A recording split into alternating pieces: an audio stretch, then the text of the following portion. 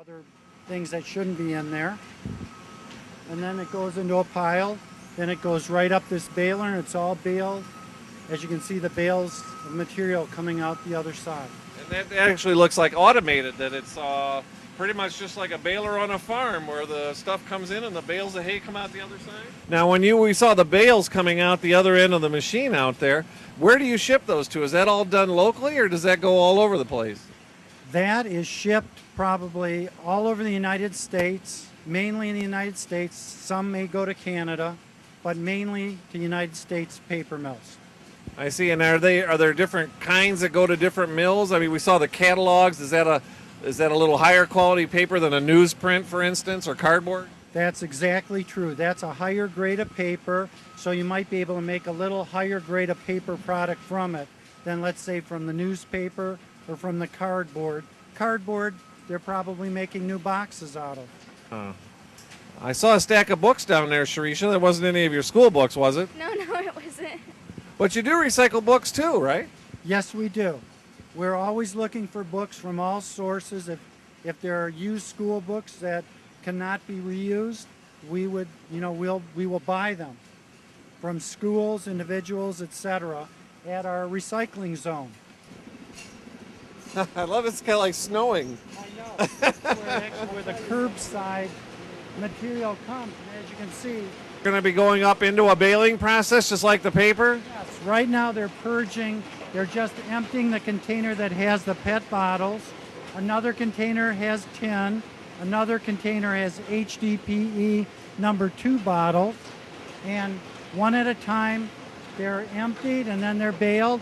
And as you can see, there's cardboard bales, tin can bales, #2 plastic bales, and #1 plastic bales. And this is all coming out of the curbside process? This is all coming out of the curbside process. Coming in from all around the area.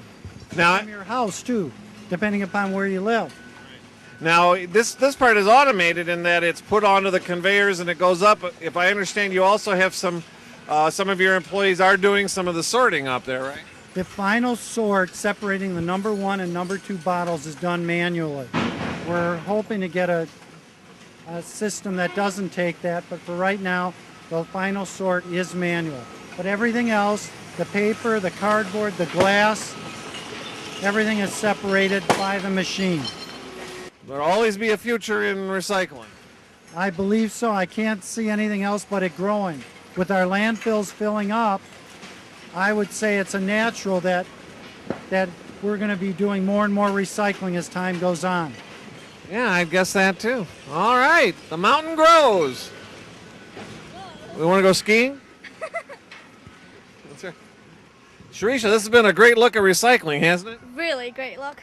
Yeah, a lot of interesting things going on. I really like to thank our host, Steve Rosen of Great Lakes Recycling here in Roseville. Thanks a lot. It's been our pleasure. I hope everyone can learn a little bit more about it, recycling, because it's very important for the community and for the world. Absolutely. Recycle lots, right, Sharisha? That's right. All right, we'll carry on from here.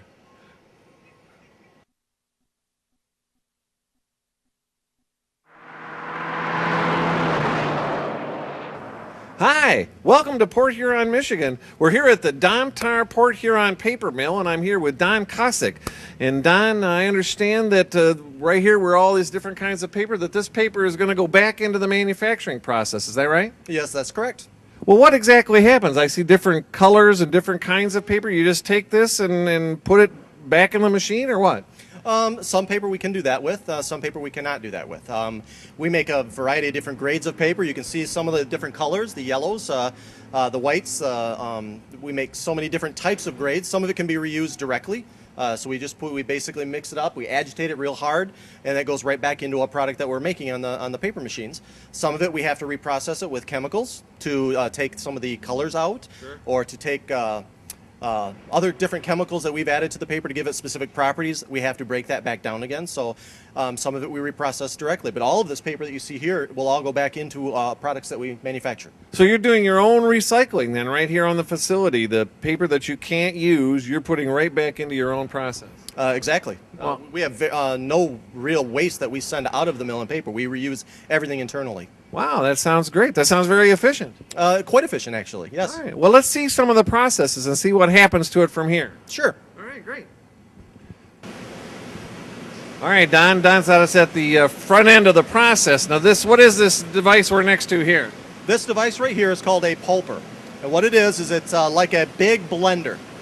So if you were to take paper, right now newspaper, if you're a kid, put a little newspaper in water in your blender at home and turn it on, that's basically what this does. It breaks down the paper into the individual fibers so that we can reuse it on the paper machines.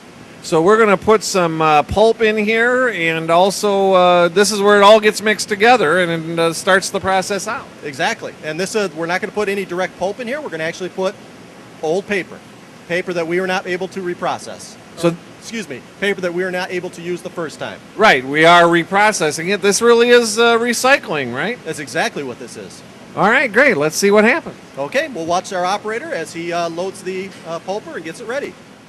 Okay, great.